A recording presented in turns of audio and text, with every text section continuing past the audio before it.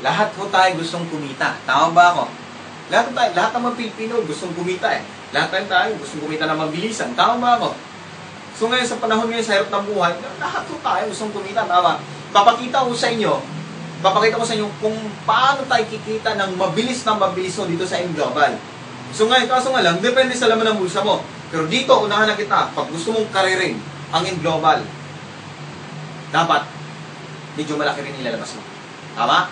Paano yung buhay? Paano yung ano na yan? Ito ho.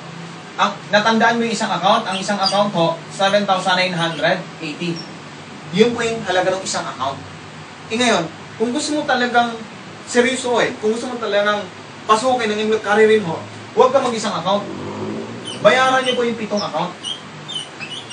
Ito ho. 2, 3, 4, 5, 6, 7. Sa M-Global po, sa isang tao, pwede kang mag-7 account. Pwedeng 7 account. Or pwedeng 7 ulo. Ngayon, ang maganda dito, ang isang account, 7,980. Pag binayaran mo itong 7 account na to, na nakapangalan lang sa'yo, times 7 din to.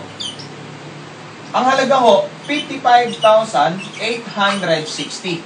Yan po yung i-invest nyo. Yan po yung maging investment nyo po dito. Pag gusto nyo kumita ng mabilis. Tanong, anong negosyo pasukin mo sa halagang yan? Pwedeng ipautang mo, tama ba? Kaso kaawin mo sarili mong pera. Pwedeng sari-saris to. Kaso walang utangin may kumparit ni kumari lang. Tama? Pero ang pinakamaganda ko dito, ito yung in-invest mo. Kikita ka kagad, minuto lang, babalik sa'yo yung 10,500. Di ba maganda? O ngayon, paano ko ba kinita yung 10,500 na yung buhay? Paano ba? Dito ho, di ba ikaw to?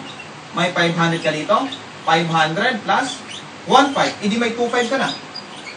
Ikaw pa rin to. May 500 dito, 500 plus 1,500, 2,500 ulit.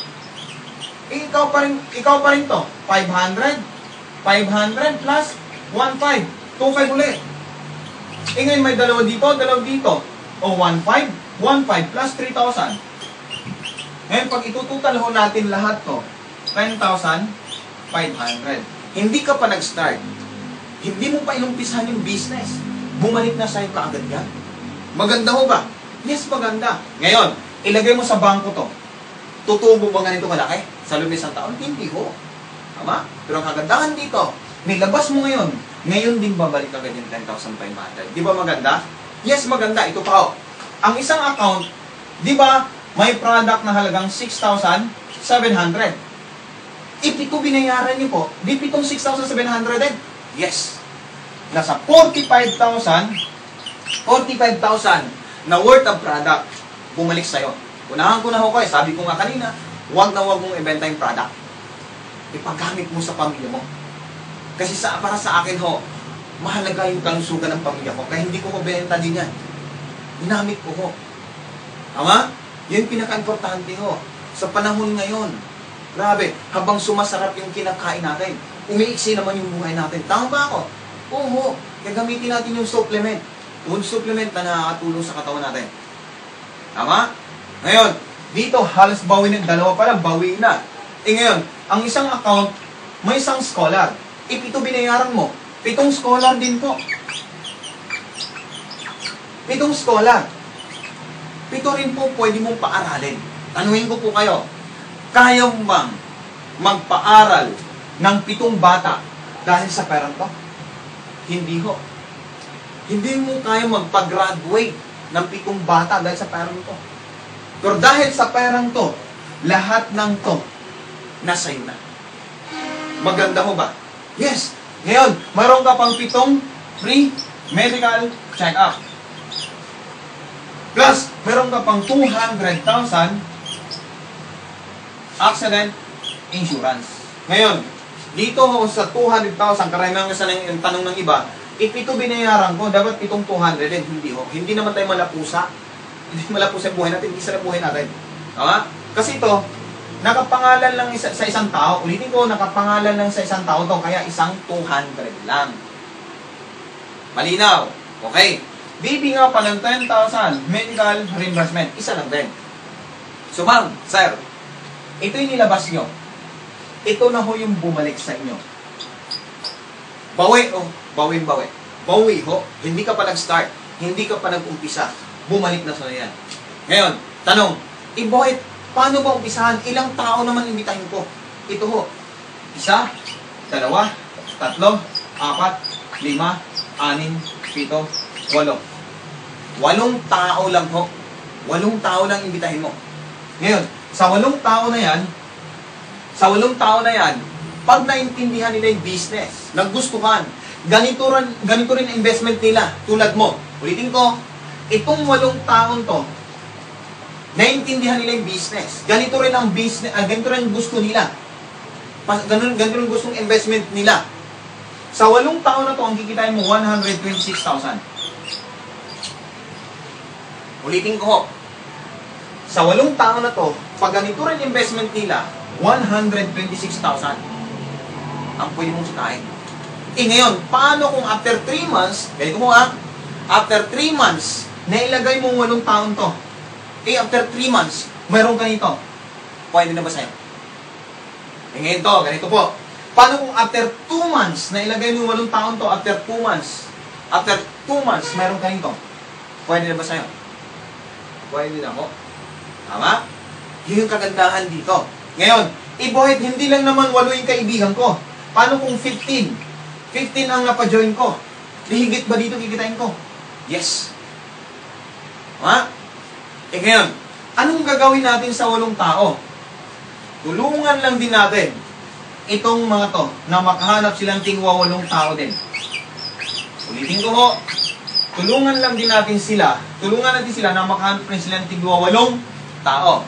Itanong, paano kung itong 8 tao na to, itong 8 tao, kumuha ng tingwa 8 tao na ganito rin investment, 1 million ka na. Pwede na ho ba? Ulitin ko, pag itong 8 tao na to, yung first level mo, nakakuha ng tigwa 8 tao na ganito rin investment, ikaw to, 1 million ka na. Pwede na ho ba? Ma'am, sir, hindi mo tandaan niyo po, hindi niyo po tatrabahoy ng 1 taon, hindi niyo po tatrabahoy ng 2 taon para kitain yung 1 million. Pag masipag ka, pwedeng kitain ng buwan lang yung 1 million. Depende sa'yo. Tama? Maganda ho ba? Yes, napakaganda ho. Ito yung magandang sistema. Sabi ko nga kanina, ba't pupunta ka sa times 1 na kitaan kung may times 7 naman? Tama ba ako? Ba't ka maglalakad kung pwede ka namang sumakay? Tama? Kung gusto mong bigyan ng magandang kinabukasan pamilya mo, times 7 na. Tama? Tama ba ako? Totoo. Kasi ito, papasukin mo na nga lang ang in global, karirin mo na. Mag times 7 ka na. Tama? Totoo. Malit lang po na halaga yan. Alam mo bakit ho? Nung nag-abroad po ako, higit dyan nilabas ko. Wala rin nangyayari. Samantalang dito, ito nilabas ko. Ngayon, 2 years and 6 months pa lang ako. Pero grabe. First 3 months and a half, nakabili akong brand new sasakyan. Ngayon ho, pag kayo ho, makapaglabas ng brand new sasakyan, masaya po ba kayo? Ako hindi ho masaya. Kung kayo masaya, ako hindi. Napatuloy yung ako. Bakit ho?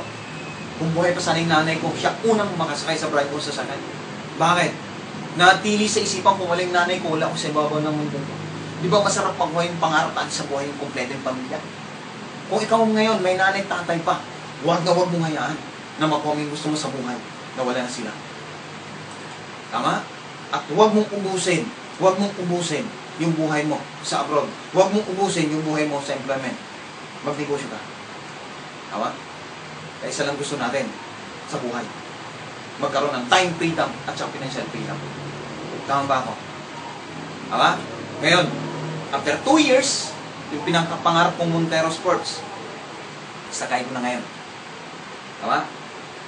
Ngayon, dati nangangarap lang din po ako. Ngayon, grabe. Hindi lang naman sasakyan. Marami pa kaming na-invest. Marami kaming negosyo. Dahil sa inyo. Maraming salamat. Maraming salamat po. Ito, last na ho, bago tayo mag-iwalay. Ngayon, unahan ko na ho kayo. Maraming magsasabi sa inyo, walang kumita dyan, scam, pyramid yan. Tama ba ako? Ma'am, sir, yung magsasabi sa inyo niyan, sila ba ang magpapaahon ng pamilya mo? Sila ba ang bibili ng bigas para papakain ng pamilya mo? Hindi naman eh. Tama? Ikaw pa rin. Lagi mong tandaan, hindi nila nakita yung nakita mo. Hindi nila naramdaman yung naramdaman mo. Tama ba ako? Tama? Kaya huwag niyo pong hayaan. Huwag niyo pong hayaan na yung pangarap mo ngayon ipapanakaw mo sa kanya. Nabuo na yung pangarap mo. Huwag mong hayaan na ipapanakaw mo sa kanya yung pangarap mo. At isa pa, huwag mong hayaan na ibang tao magmamaneho ng buhay mo. Dapat ikaw magmamaneho, hindi sila. Tama? Kaya dito, pagtutulungan natin.